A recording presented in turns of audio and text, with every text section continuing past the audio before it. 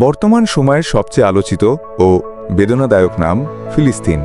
কিন্তু জানেন কি, প্রিয় নবী হজরত মুহাম্মদ সাল্লাল্লাহু আলাইহি ওয়াসাল্লাম বহু আগেই এই ভূমির ভবিষ্যৎ সম্পর্কে ভবিষ্যদ্বাণী করেছিলেন।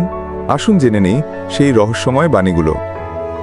নবী হজরত মুহাম্মদ সাল্লাল্লাহু আলাইহি ওয়াসাল্লাম বলেছেন, শাম তথা ফিলিস্তিন একটি বরকতময় স্থান, তিরমিজি। এই অঞ্চলে বহু নবী প্রেরিত হয়েছিলেন। এটি কিয়ামতের আগ পর্যন্ত গুরুত্বপূর্ণ ভূমিকা পালন করবে। হাদিসে বলা হয়েছে, ফিতনার সময় শামের ভূমি হবে নিরাপত্তার ঘাঁটি ও যুদ্ধের কেন্দ্র। আবু দাউদ। আজকের ফিলিস্তিন যেন সেই পূর্বাভাসের বাস্তব রূপ। নবীজি সাল্লাল্লাহু আলাইহি ওয়াসাল্লাম বাইতুল মুকাদ্দাসে সফর করেছিলেন মিরাজে যাওয়ার পথে। এই স্থান মুসলিমদের তৃতীয় পবিত্র স্থান হিসেবে বিবেচিত। কিয়ামতের পূর্বে এখান থেকেই বড় বড় ঘটনা ঘটবে। কিছু হাদিসে উল্লেখ আছে, কিয়ামতের পূর্বে মুসলিম ও ইয়াহুদের মধ্যে একটি মহাযুদ্ধ হবে, মুসলিমরা বিজয়ী হবে, এমনটাই ভবিষ্যদ্বাণী করা হয়েছে। সহিহ মুসলিম।